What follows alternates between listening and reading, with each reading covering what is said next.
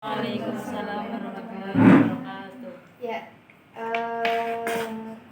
sebelum melanjutkan, barangkali Pak Handri atau Bu Vivi mau menyampaikan kata-kata pakai dulu ya? Itu kata pengantar, iya, atau kalimat pengantar? Yuli kayak. Iya, monggo silahkan Mbak Yuli. Enggak. Uli loh Mbak.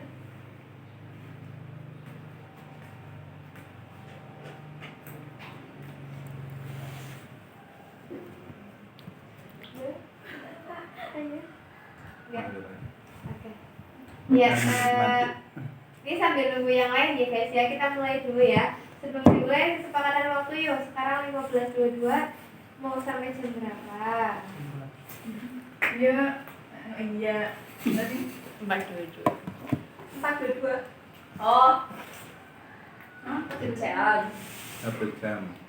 Sampai 16.22. Ada lagi lain sing adoh Mbak Fitri sing adoh. Sampai jam berapa? Ini 16.22. Maksimal banget 4:30.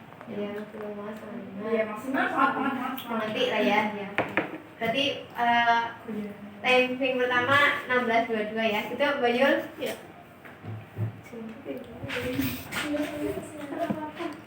Oke, siap. Kita lanjutkan ya dari materi 2 minggu yang lalu.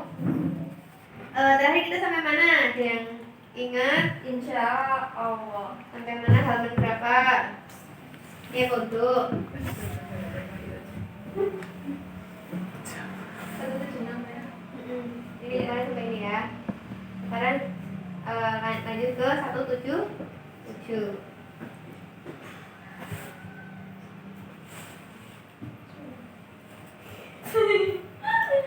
Ya, lanjutannya di agile coach atau konsultan. Poin yang pertama, jika organisasi memerlukan bantuan pihak luar untuk membantu membentuk Scrum Team, maka sebaiknya organisasi bisa memilih seorang agile coach, yaitu coach atau konsultan atau pembimbing sing agile ya, karena kita nganutnya di agile yaitu, atau konsultan yang dapat memahami aspek pendirian organisasi. Jadi histori itu kayak cerita kenapa didirikannya suatu organisasi seperti saat ini, mungkin bisa dia kan awalnya priwe historinya. Terus visi misi yaitu tujuan dan juga dia akan menghendisi sebenarnya organisasi ini kayak gitu. Terus orang yang memahami tata nilai ya value gitulah ya, yang kita value atau nilai yang berharga yang perlu kita perjuangkan. Terus ada culture atau budaya. Jadi budaya apa sih yang ada di perusahaan ini kayak gitu. Terus permasalahan organisasi. Jadi orang ya histori, visi misi ibaratnya sini juga, tapi permasalahannya juga bisa memahami si agile coach itu. Dan lanjutannya itu struktur organisasi. Ini pakai struktur organisasi yang gimana, atau flat organisasi atau yang atas bawah yang itu yang konvensional. Dan selanjutnya ada bisnis model. Jadi ini bisnis modelnya itu pakai apa gitu. Jadi nggak cuma ini, ada beberapa, ada roadmap Abdosi agility. Jadi road apa? Jalan. Ya jadi peta lah ya gampangnya. Peta kayak cara menang buku apa sih, kayak main mapping gitu pokoknya apa ya, kayak gitu pokok. Jalannya adopsi agility, terus profil tim, cara kerja lama, dan karakteristik individu. Nah, apa cara kerja lama? Jadi nanti kan kita bisa tahu bahwa bedanya agile sama yang konvensional kayak gitu. Jadi ada berapa tadi? Ada history, ada visi misi, ada tata nilai, ada culture, ada permasalahan organisasi, ada struktur, ada bisnis model, ada road mapping, ada profil tim, cara kerja, dan juga karakteristik. Jadi si agile coach diharapkan dapat memahami 11 aspek dari perusahaan gitu ya. Agile coach karena kita menganalisis itu, jadi namanya agile coach. Terus untuk lebih dalamnya saya belum bisa menjelaskan. Mungkin barangkali dari teman-teman Bang Hendrik yang mau menjelaskan sih secara detail dari Agile Coach juga bisa dibantu. Ya intinya sih sing diarani Agile Coach atau seorang coach Agile itu ya orang yang memahami 11 aspek itu gitu kan. Banyak di luaran sana coach sotahe ngaku nih coach tapi ternyata dia nggak ngerti apa-apa baru ikut training bisnis gitu terus teka-teka kayak seorang coach gitu kan akhirnya menyesatkan. 11 itu luar biasa banyak.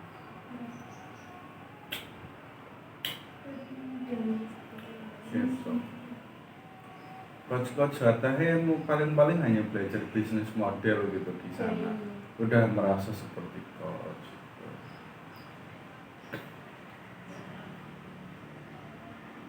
gitu ya. Histori pendirian itu perlu dipahami karena itu menyangkut tentang histori itu berarti kan iya mengapa perusahaan ini dibentuk gitu kan itu perlu diulas karena terlilit hutang histori pendirian terlilit hutang berarti karena terlilit hutang terus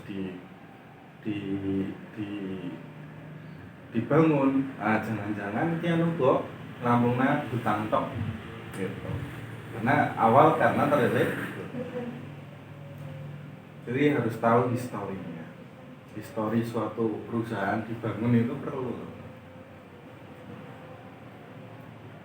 Histori itu cerita awal ya kenapa suatu organisasi itu dibentuk. Tanya ya, seberapa penting itu perlu dipahamkan gitu? Penting banget karena itu why sih ya. Itu kan menjawab why. Mengapa suatu organisasi itu didirikan gitu. Itu why. Sama kayak sebenarnya pacarmu itu perlu ditanya kenapa kamu mencintaiku why gitu. Apa jangan-jangan historinya dia tes dikhianati orang berarti hanya pelarian. Kalau pelarian nggak asik gitu udah pasti nggak inilah bukan suatu ketulusan. Histori mencintai ya. Mengapa itu kan menjawab tentang mengapa Yayasan Al-Hidayah kenapa didirikan gitu kan. Itu kalau paham itu jadi ngerti maksud dari pendirinya dulu. Sekarang yang pendiri yayasan kan udah meninggal ada 2 atau 3. Maksudnya adalah biar meramaikan masjid gitu. Kalau yang yayasan Al-Hidayah itu niatnya gue ngeramekin masjid. Mengapa yayasan itu dibentuk? Jadi awalnya orang yayasan dibentuk karena itu syarat dari sebuah sekolahan. Sekolahan butuh yayasan. Kenapa sekolahan itu dibentuk? Itu karena dulu bikin madin tapi kadang ramai kadang orang ramai. Jadi butuh anak pendidikan formal yang selalu ramai gitu kan. Intinya untuk meramaikan masjid gitu. Gitu. Jadi kita tahu value utamanya dari suatu organisasi dibentuk. Berkaitan dengan visi misi mungkin juga ya. Ya nanti dari histori itu turunlah visi misi kan histori pendidikan organisasi, histori pendirian organisasi terus kan visi misi. Histori. Wah. Termasuk kenapa kamu hidup gitu. Itu juga perlu ditanyain loh. Itu penting banget histori. Nang apa kowe urip deh. Nang apa kowe ora mati kan. Nang apa kowe siki kudu urip deh. Lah itu perlu dipertanyakan itu kenapa saya harus hidup? Kenapa saya di antara jutaan sperma bapak itu kan yang berhasil hidup kan cuma 1 gitu. Mbak Eka. Tema yang menghasilkan Mbak Eka di antara jutaan. Maksudnya apa Mbak Eka teori-teori nang dunia? Pirang-pirang menungsa dunia apa Mbak Eka tak urip. Nah, gitu.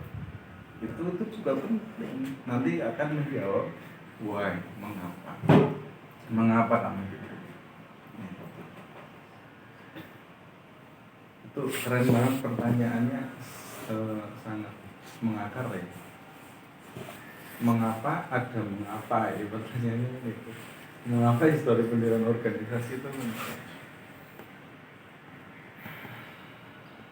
jadi aja ndelang sikit tok, tapi ndelang flashback ke untuk ke depan.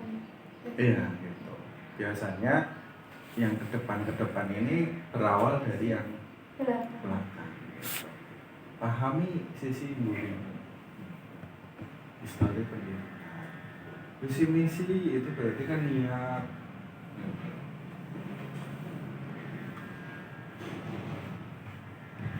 Visi misi itu kan niat. Ada niat apa yang organisasi?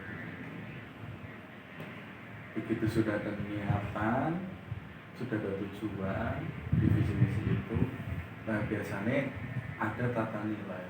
Tata nilai itu nilai-nilai yang kita sepakati, nilai-nilai yang kita junjung, nilai-nilai yang kita perjuangkan gitu.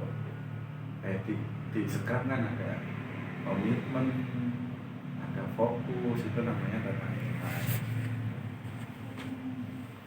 Betapa ada orang atau organisasi atau keluarga yang tidak memiliki tata nilai, sehingga nang keluarga orang anak nilai-nilai yang dijunjung, nilai-nilai luhur. Nilai kan pastinya luhur, itu nggak ada nilai-nilai yang diperjuangkan.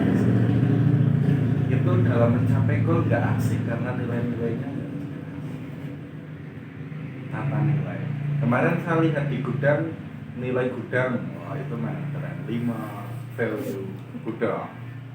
Apa ya satu ya? Tepat. Habis itu Kecepatan. cepat. Habis itu rapi. Terus bersih. Jangan lupa aman. Kayak gitu. Itu nilai-nilai yang tata nilai gitu, untuk mencapai visi misi. Nah, salah kirim, pelanggan senang, itu kan visi misi, tata nilainya itu. Nah, terus kemudian culture itu kebudayaan, sesuatu yang dilakukan secara bersama-sama. Itu namanya culture gitu. Culture itu mestinya dibentuk. Ada di suatu perusahaan, culture-nya adalah Mobile Legend.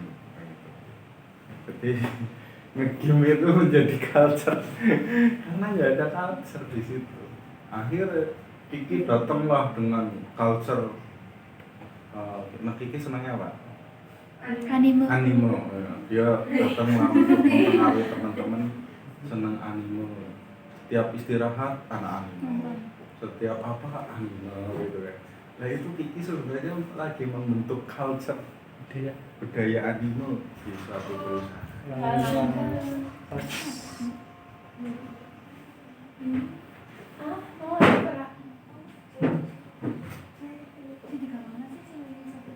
Bentar ya Mbak. Coba sebutin di sini culture apa ya? Happy. Oke. Happy misal. Nanti bedain antara culture dengan nilai. Happy itu termasuk tata nilai atau suatu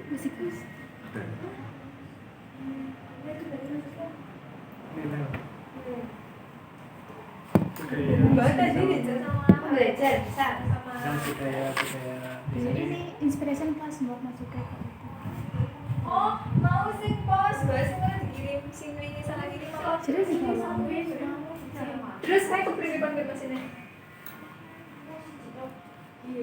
Terus apa dia yang terjadi normal maksudnya berarti orang naik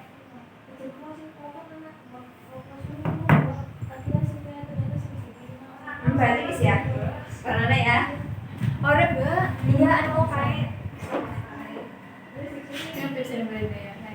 Oh kalau memang ini sekarang iya dia ngomong, udah aku berapa abang mau kayak gue. masih mbak maaf ya mbak Ini belum jadi tapi cinta itu. ada sing saya apa mau sing salah sing goreng gini apa kan sih itu Setelah aku buat lagi pergi ulang mbak. nah oke mbak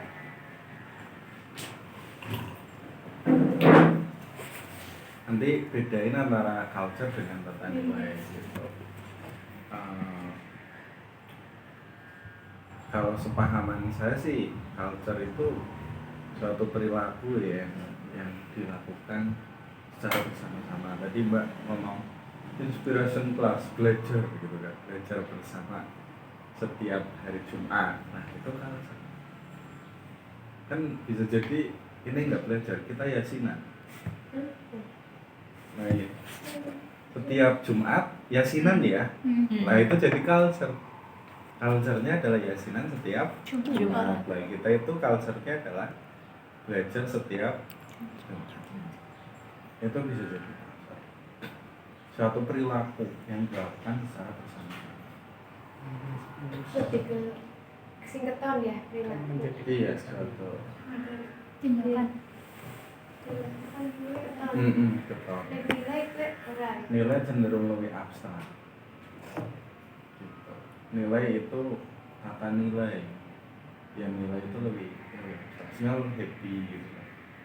Itu lebih ke tata nilai. Sepertinya gitu. Karena saya juga masih proses belajar.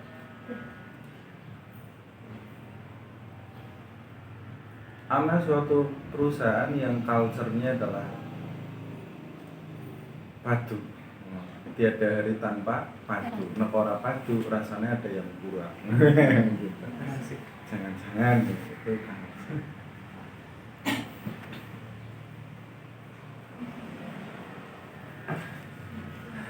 Gitu ya. Di sini selain belajar bareng, culture-nya apa? Suatu tindakan yang dilakukan secara bersama. bersih ya no catat Ya, oke lah. Terus yang lain deh, jangan itu. Sing keluar lebih berkualitas. Apa sih tuh? kayak daily gitu Lah, oke, ada ini Instagram, Supreme Planning itu kan sebenarnya. itu maksudnya culture ya sih itu masuk ke bisnis model apa bisnis Oh model? beda, atau beda lagi, struktur organisasi juga beda ya beda lagi. Anak ini kalau di tempat lain kan gini, retrospektif itu kan ngeri gitu. Ada organisasi sing samben paham temenan loh ya. Samben minggu kono-kono kok introspeksi bareng-bareng gitu.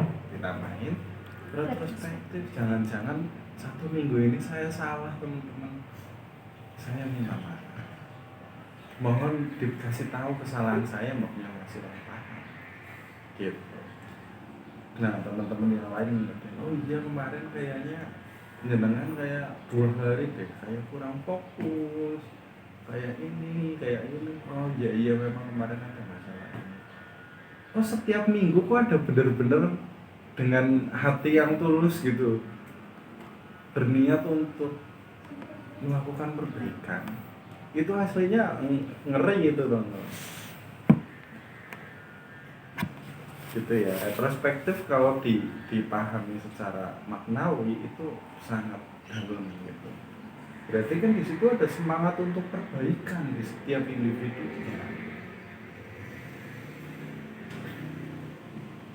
Kok itu dilakukan bareng-bareng, woi, jadi culture, wah, itu. Nggak cuma retro, nggak cuma perbaikan, planning bareng-bareng. Kita bikin planning 1 minggu. Dengan penuh kesadaran kita ayo bikin rencana ke depan seminggu.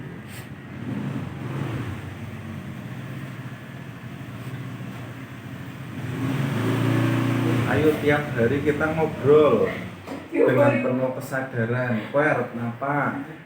Gitu. Kita mau nyelesain apa? Nah, itu culture daily dengan penuh kesadaran, dengan pikiran, jiwa dan tenaga itu ada di situ, mau melakukan sesuatu, mau menyelesaikan sesuatu.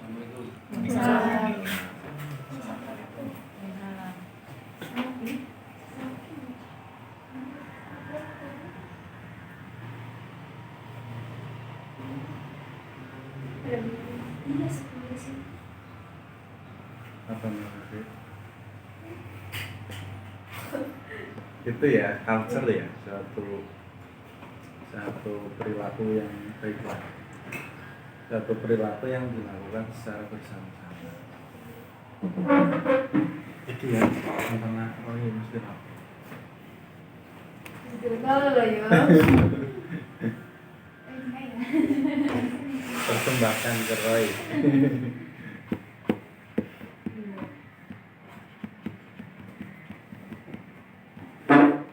Sambil orang itu bawa culture masing-masing dari rumah. Gitu. Kalau perusahaan culture-nya nggak jelas, itu kadang kabur gitu, nggak jelas.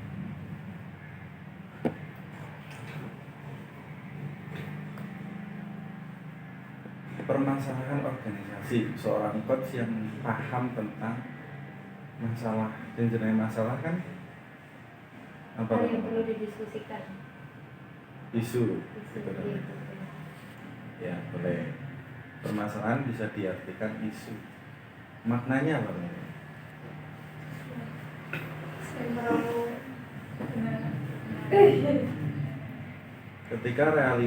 Ketika realita tidak sesuai dengan jarak antara realita dan jarak antara harapan dengan realita, itulah permasalahan.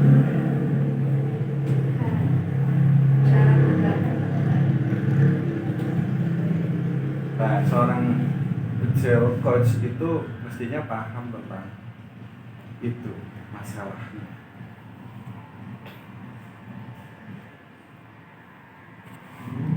Permasalahan organisasi, kan struktur organisasi, paham strukturnya, nganggo flight atau nganggo hierarki. Bisnis model bisnis. Maksudnya ana sing produsen, ana sing distributor, ana sing reseller, ana sing gitu, itu model bisnis.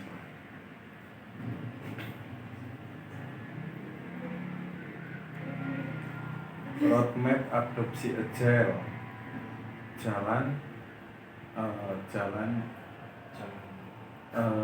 peta jalan mengadopsi agile, itu namanya roadmap agility. Yang pertama apa teman-teman? Agile adoption, prakondisi, terus Pengondisian.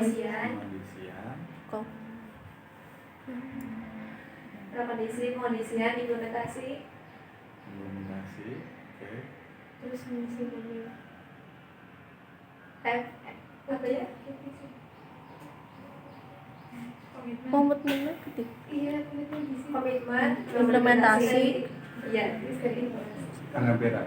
komitmen, implementasi, perbaikan. Berarti yang pertama apa?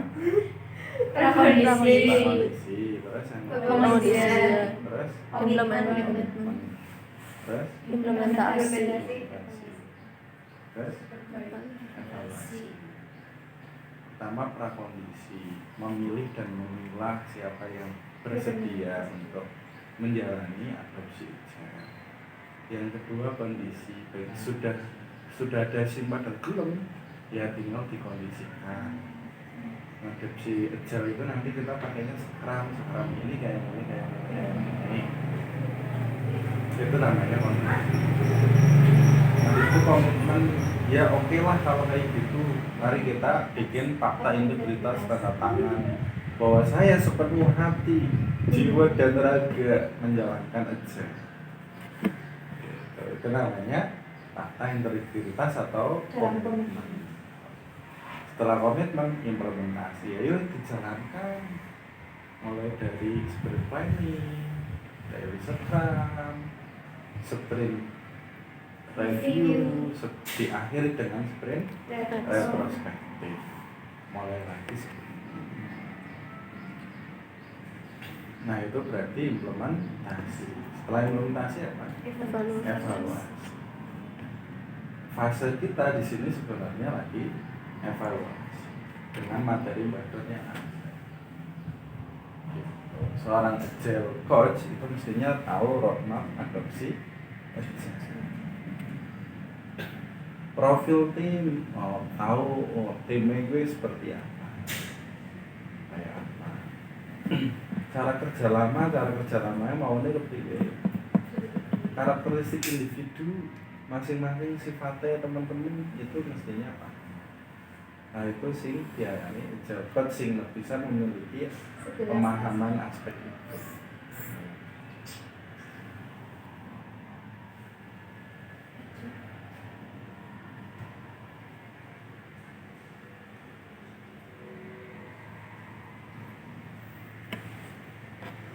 Ngerti ini yang berturut toxic ketika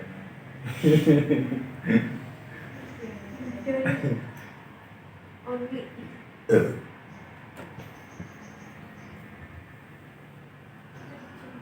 ini menceng ya pada orang-orang baik kok ya di beneran kayak mau ke bawah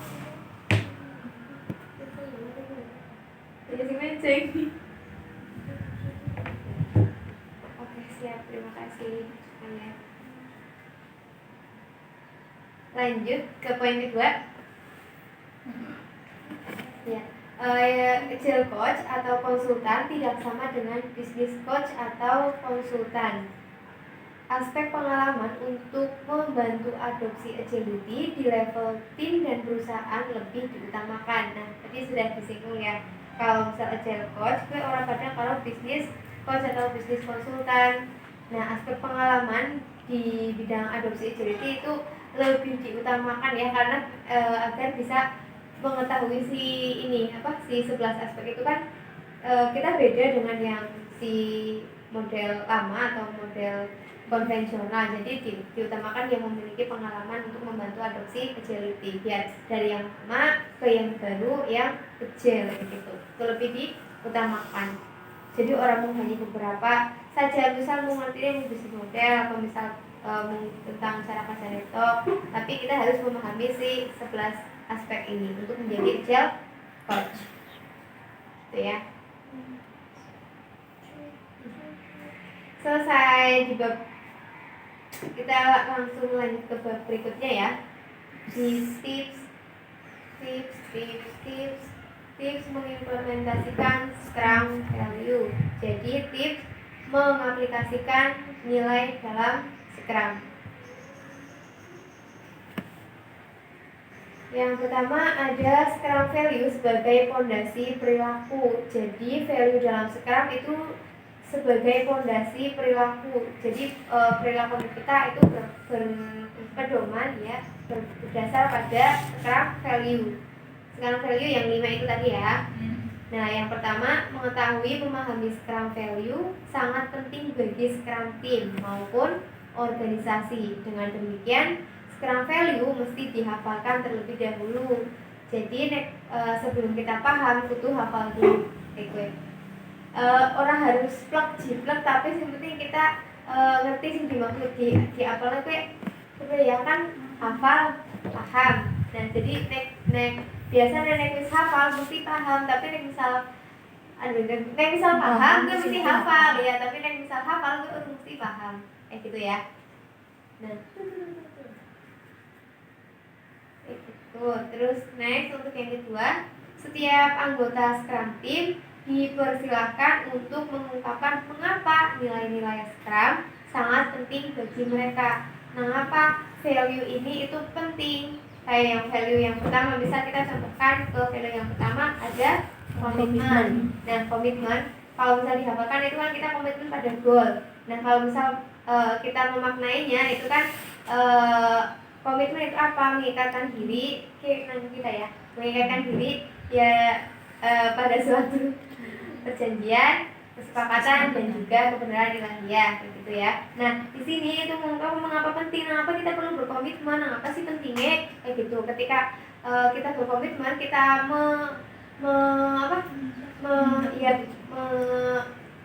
mengaitkan 3 elemen itu dalam satu goal kita itu akan mempermudah kita untuk mencapainya atau meraihnya kayak gitu ya. Ya mungkin itu bisa strong way-nya bisa di apa ya, di masing-masing, mungkin setiap perusahaan beda-beda ya apa sih di karepna gitu ya. Nah seperti itu. Terus yang ketiga, implementasikan nilai-nilai Scrum di setiap acara Scrum serta diskusikan. Jadi nilai-nilai Scrum orang dihafal nato, tapi juga diaplikasikan atau diimplementasikan biar kita lebih paham. Terus itu juga didiskusikan bagaimana dampak dari nilai Scrum terhadap perbaikan kualitas individu, baik dari interaksi, proses, dan pencapaian goal di acara retrospektif.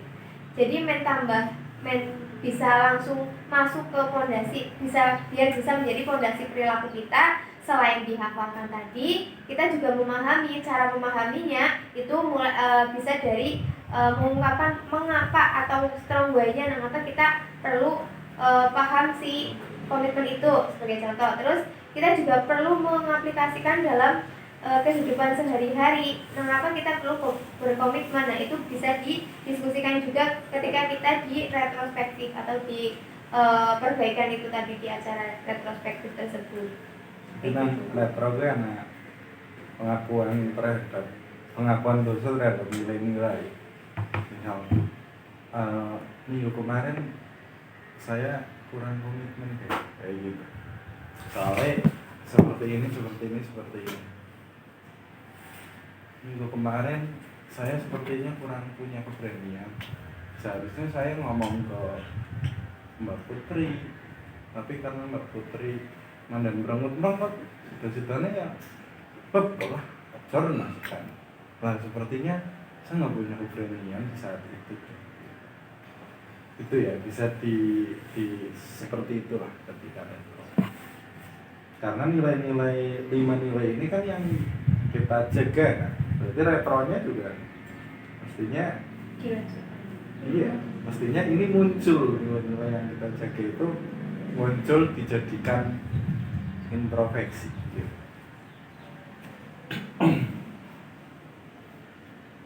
Ngomong-ngomong mengapa, coba di antara teman-teman, mengapa komitmen itu penting? Why?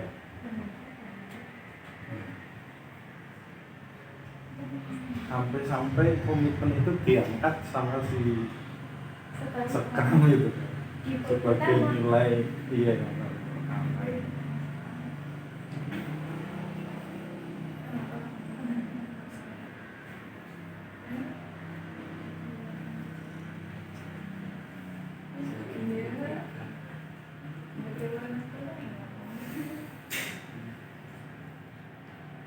untuk bisa berarti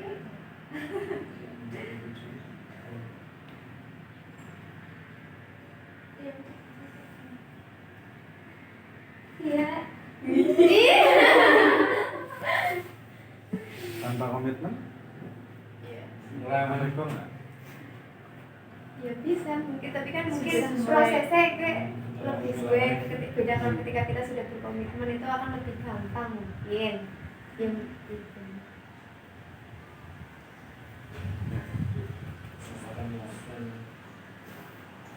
Kalau di agama Islam itu nilai komitmen itu apa? Iya, nilai komitmen di agama Islam itu contohnya apa? Adakah di Islam itu ada nilai komitmen? Apa contohnya? Ya, itu bisa. Selain itu yang lebih dalam lagi. Kayak sing melaksanakan perintahnya itu dilaksanakan itu. Itu juga bisa sampai nilai komitmen ini dijadikan syarat kowe mlebu Islam. Syahadat. Nah, saya tahu apa itu komitmen. Apa itu? Baik.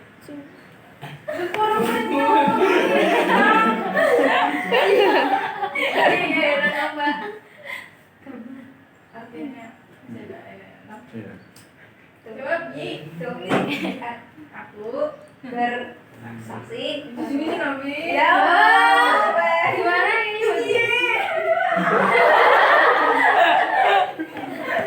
Ini lucu banget depannya benar kamu.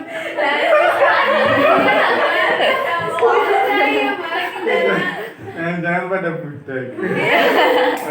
Muhammad kan di KTP dong ya. Sampai-sampai gitu Pak. Sampai-sampai komitmen itu dijadikan syarat utama kamu masuk Islam. Betapa hebatnya sebuah komitmen. Cuman kalau di Islam itu dicontohin komitmen itu syarat. Kowe nek arep mlebu Islam, kowe kudu yakin bersaksi gitu. Bersaksi kok kowe weruh secara langsung. Ora jerek gitu. Kowe bener-bener yakin sing bener-bener kowe dadi saksi. Ora ana Gusti Allah. Tuhan selain Tidak ada Tuhan kecuali Allah. Orang anak yang lain. Anaknya Gusti Allah.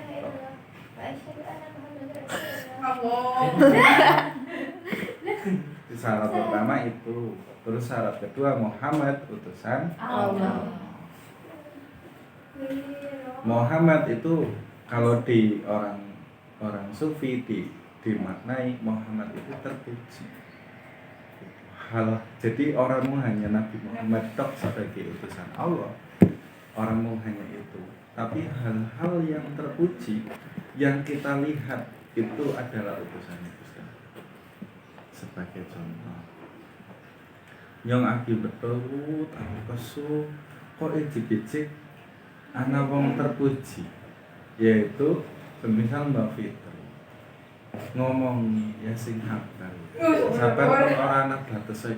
Wah kata-kata setitik kok langsung jelas gitu kan. Mbak Fitri itu adalah utusan pemerintah. Maksudnya utusan kan wakil Gusti Allah, itu namanya utusan. Enggak harus malaikat. Gitu. Iya. Oh iya, nah utusan Gusti Allah.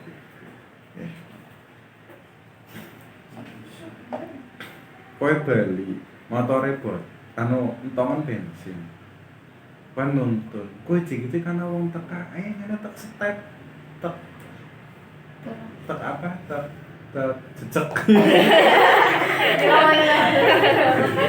tek step lah ya tek jejak Ya Allah.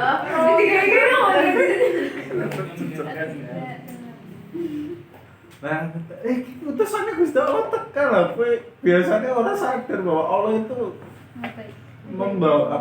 memberikan utusan-utusan gitu. Orang mau hanya Nabi Muhammad toh. Karena Muhammad itu artinya terpuji. Gitu lah maksudnya. Sudah selesai? Kowe mesti yakin bahwa kebaikan itu utusan Gusti Allah berarti kowe kon baik.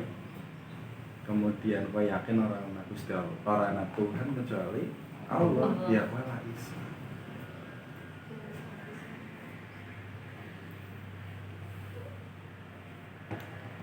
Jadi itu komitmen itu di situ. Jadi syarat Islam. Terus kalau di pernikahan, nah itu kan nilai komitmen. Keberapa? Saya terima, kan saya nikahkan. Putri saya namanya ini, binti ini.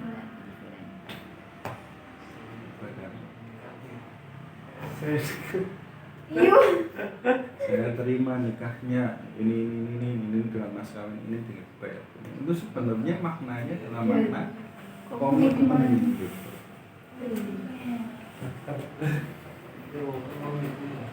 Bahkan nang agama kan dosanya anak kan dosanya orang tua. Saat itu juga ketika salaman itu pindah dipindah gitu. Anak salahnya istri itu dosanya suami. Gitu. Transferan dosa. beb sing soleh Nah, Jadi solehot. mesti soleh nang rumah Ya apa nggak? Itu bentuk komitmen. Zaman dahulu sing jenengane nikah itu nggak pakai buku nikah. Hanya syahadat saja udah jadi nikah. enggak kiai. Sekarang sudah. Sekarang nikah siri juga sama. Artinya dulu itu nggak ada surat nikah. Fakta integritas. Iya, dulu itu orang-orang bukti-bukti hanya komitmen. Komitmen lah yang jadi syarat. Berarti orang gimana kan tingkat kepercayaan mau nih. Ya. Komitmen yang Bisa gitu. Bisa menjaga kepercayaan. Atau mungkin dia orang mati banyak akal-akalan. Terus barang akal-akalan mungkin perlu digawe aturan deh. dan perbaiki. Anak aturan. Anak tata kelola. Tata kelola terbentuk kan karena ada nggak jelas gitu kan. Anak PKL maunya orang anak tata kelola anak PKL, begitu anak PKL gaul-gaul waduh dia perlu tata kelola lebih dipertanyakan Orang siapa? gitu ya. Jadi komitmen itu luar biasa memang. Selagi orang yang menjalani sekarang itu nggak punya komitmen, ya wassalam. siap Wassalam. Kalau sprint planningnya kayak orang anak orang dari sekeram lemes. Terus pasti benar tuh semuanya tuh orang. Gitu ya teman-teman. Jadi komitmen itu mengapa komitmen itu diangkat, yaitu karena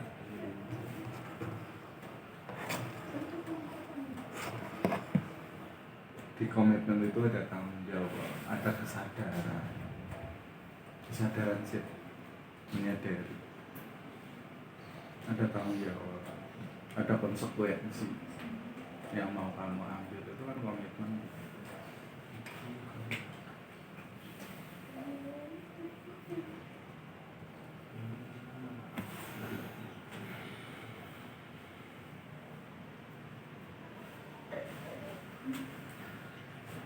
Ya nambahin ya, untuk disiplin retrospektif kan kemarin yang kita bahas itu kan yang perlu dievaluasi atau perlu disampaikan ada 5 ya. Jadi selain 5 itu kita juga perlu menyampaikan untuk yang value-nya. Yang 5 itu kan yang individu, interaksi, proses, DOD kayak gitu ya.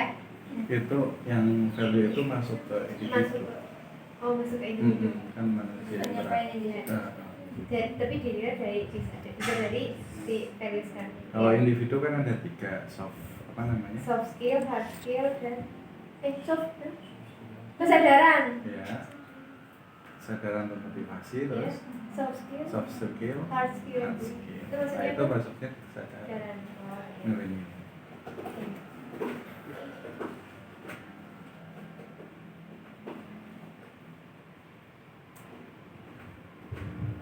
Ya, lanjut ya untuk value sebagai fondasi perilaku yang keempat.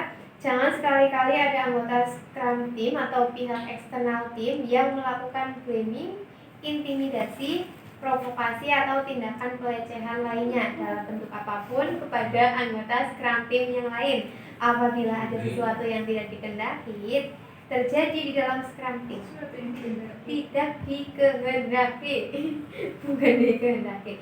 Jadi untuk di Scrum Team itu diharapkan dari Scrum Teamnya atau pihak di luar tim itu diharapkan jangan melakukan blaming. Blaming apa teman-teman? Blaming. Bahasa Inggris.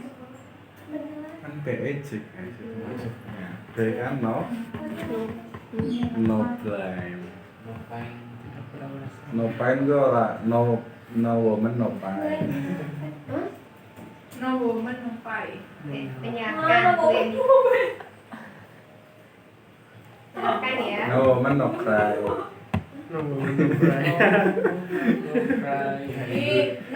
Pain. Pain itu kan sakit. Iya. No woman, no pain. Orang no wadonan, orang no sakit hati. Iya. Nyumi kayak Nyuwat ya orang boleh kali apa sih deh? No woman, no cry. Orang no wadonan, orang nangis. berarti kayak nome no cry. Iya betul, no problem. Iya betul, of course. No blame. Kan itu masuk PEC guys. Iya. No blame, no excuse. Intimidasi, mengintimidasi lah ya. Apa? Intimidasi yang apa sebenarnya? Menyudutkan ya. Kayak ditunjuk-tunjuk. Intimidasi. Iya, tindakan menakut-nakuti. Oke, mengancam. Menakut-nakuti. Beteni ya, beteni. Provokasi mempengaruhi apa ya? Terus Provokasi yang mempengaruhi orang lain untuk yang kurang baik. Tidak itu memanas-manasi situasi Oke. supaya terjadi sesuatu yang diinginkan, tidak diinginkan. memprovokasi dia memanas-manasi lah. Kompor. Iya. Atau tindakan pelecehan lainnya. Apa itu? Itu ya. Yang merendahkan. Nah ini contohnya ya, kalau ada orang yang di sekarang itu, ini anak PKL itu sebenarnya caranya ujian, mampukah tidak blame, mampukah tidak mengintimidasi, mampukah tidak memprovokasi, gitu ya. Jadi sisi lain hal hikmah yang bisa diambil dari kedatangan Rasulullah ya. Kayak orang Rasulullah loh, sama.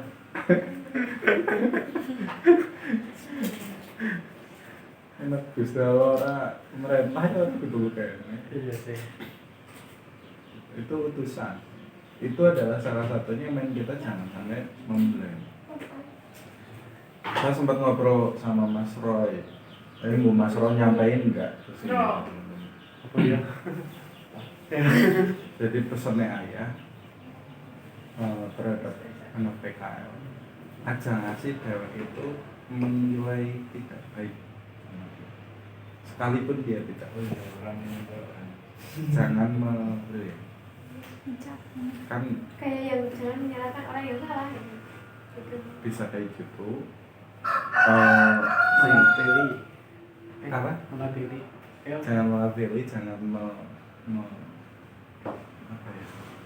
Wah, kepriwe ya cara bahasanya. Intinya urip itu variabelnya banyak, gitu.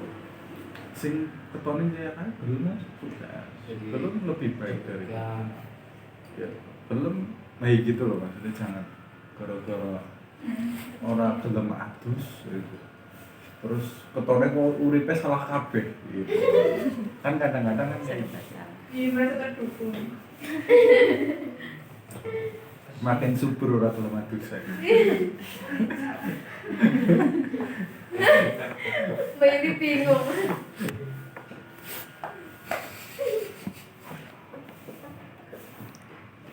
Gitu ya. Jadi jangan pernah ini loh.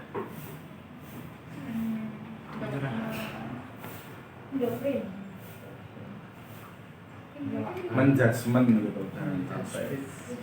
Nah, itu juga korban dari lingkungan, dari keluarga yang nggak jelas arah tujuan, dari sekolahan ya nggak jelas gitu. Itu juga korban. Ngono kita ini guru dan nyalahin apa lagi. Kayak gitu ya, kayak pesennya nyong karo Roy dengan karena nyong disampaikan ke teman-teman, tapi Roy nggak mau telepati, teman-teman pada telepati kurang. Kurang betul tapi Yang jangan Kalau kau lupa menyampaikan apa orang dalam hati Tapi yang ngomongin gue kok rasanya Roy merasa didukung. Karena Roy mien kayak mungkin membernya yang lebih parah. dulu kan. dikasih gede ya. Roy paham banget karena dia pernah di posisi Andi. Dengan blaming, dengan intimidasi, dengan provokasi orang membuat lebih baik gitu. Membuat itu membuat Sekarang lah. Gitu ya teman-teman ya, jangan blaming, latihan jangan nyalahin. Sekalipun kamu diputus sama pacarmu tidak ada alasan, tidak boleh nyalahin. Roy langsung menguji cewek-cewek untuk diputus. Jujur, Siapa yang dipuji. Belum menguji.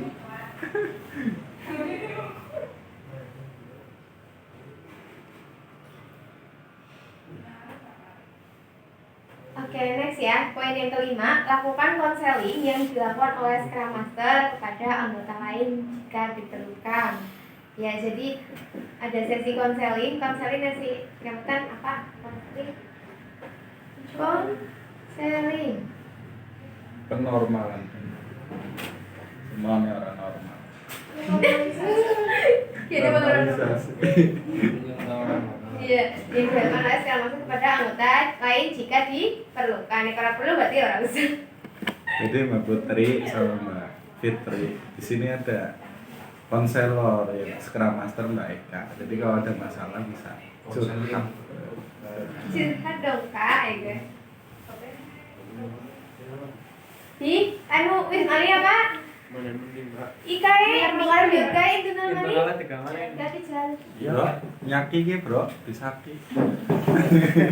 Kadang di Jangan Ini dalam. silakan apa? Ih, nggak mau helm apa sih? orang yang mana? Helman boy, kayak helman ya. Ya, Bro. Tangannya nggak sarung nek. Aku sarung. Maksudnya sarung tangan, langsung Helm belum proyek. rambut ya. Lu kan biasa tangannya bangun. Matanya gue astaga. Iya, terus kenapa?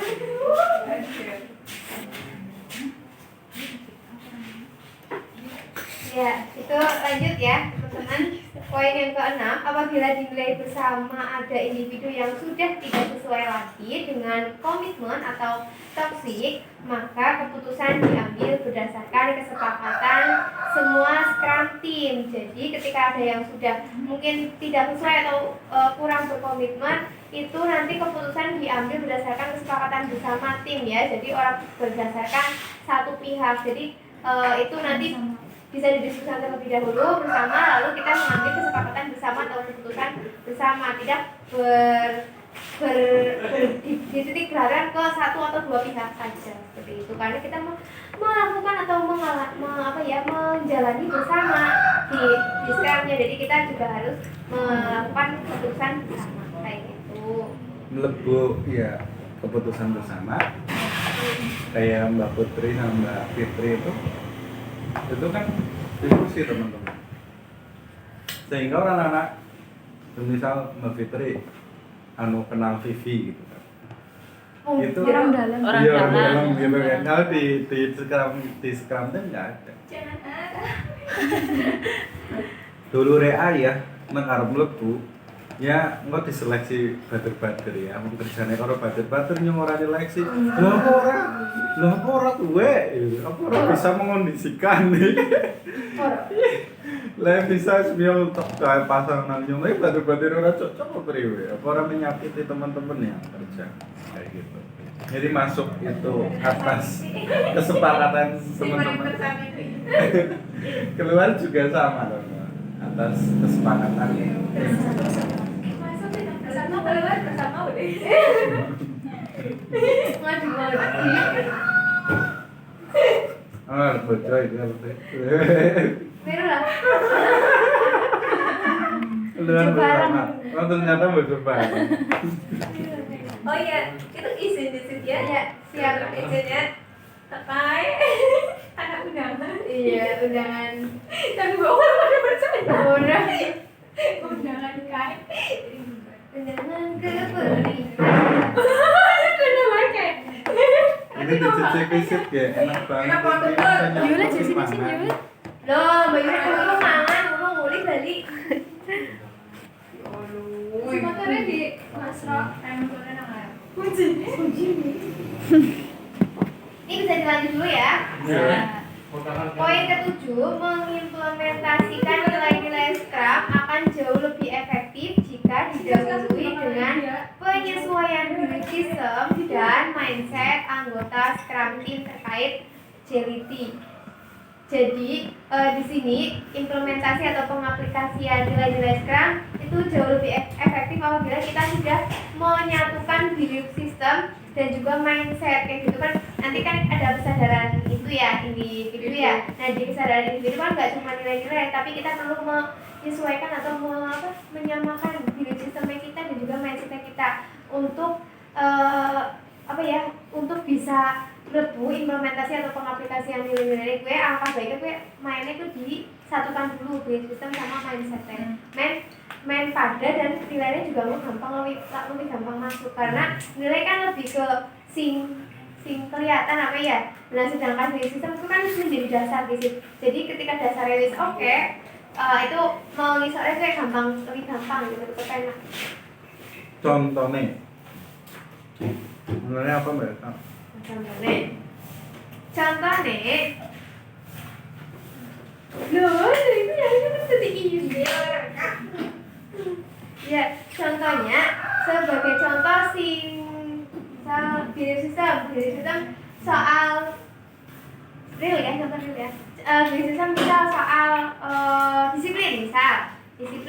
Belief system soal disiplin ketika kita memiliki belief system sing pada bahwa menghargai waktu itu penting, bahwa karena waktu itu ketika harus berlalu bisa semenit itu berharga loh dan mindset kita juga sama bahwa waktu itu berharga. Otomatis kan kita mengangkat nilai misal dalam berkomitmen untuk melakukan disiplin kayak gitu. Jadi ketika kita sudah memiliki satu tujuan atau satu pandangan mengenai waktu bahwa waktu itu belief systemnya itu waktu itu berharga dan juga mindset kita terhadap menghargai waktu itu.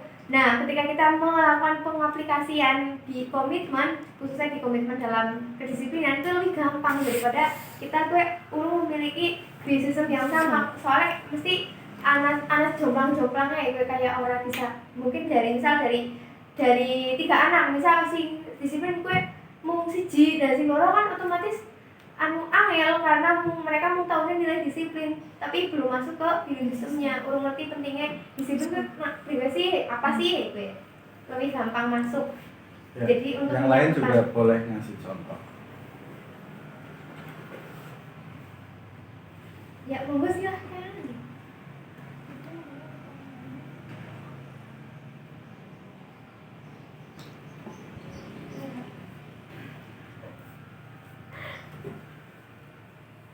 Yuk teman-temanku dibantu sayanya.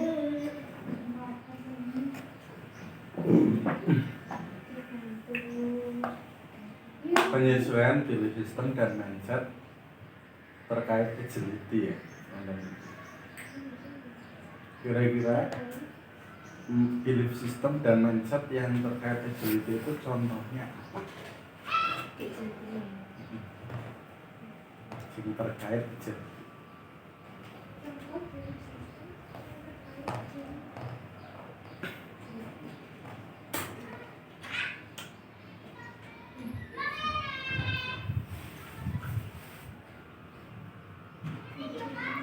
Yang kan agility kan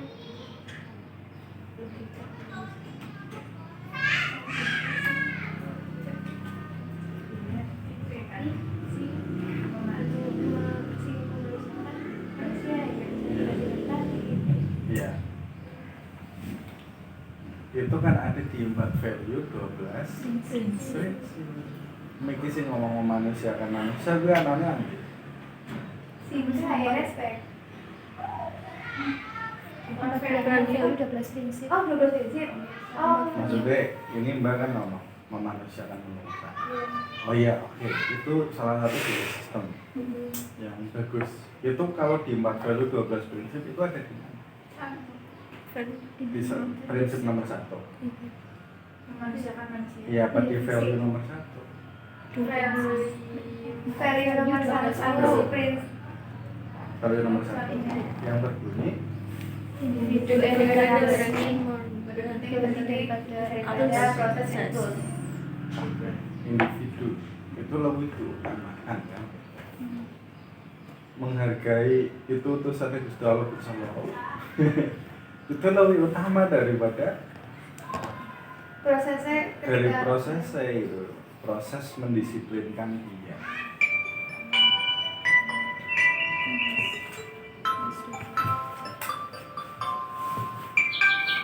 Jadi 4 value 12 prinsip itu teman-teman harus paham maksudnya.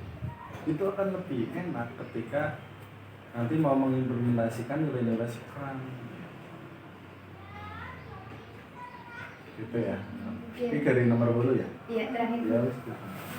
Terakhir guys, untuk menjaga konsistensi implementasi nilai-nilai Scrum, maka anggota Scrum diharapkan bisa juga mengimplementasikan nilai-nilai Scrum di luar Scrum, seperti di level organisasi atau di kehidupan sehari-hari di luar organisasi. Jadi orang menang Scrum Talk tapi bisa diaplikasikan di kehidupan sehari-hari, baik di organisasi di masyarakat ataupun di kehidupan sehari-hari.